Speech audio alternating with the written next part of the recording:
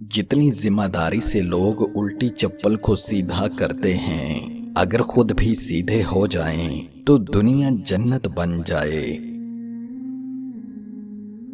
इशफाक अहमद कहते हैं, मेरे नज़दीक वो इलेक्ट्रिशियन बाबा है जो किसी घर में बगैर पैसे मांगे बिजली का शू ठीक करके गर्मी में पंखा चला देता है। मेरे नज़दीक वो बाबा है जो किसी मोहताज बूढ़े को अपना काम छोड़कर सड़क पार करवा देता है। और मेरे ख्याल में साइकिल पर बर्फ के गोले बेचने वाला एक बाबा है जो किसी राहगीर को बगैर मुआवजे के मोहब्बत से पानी का एक गिलास पेश करता है।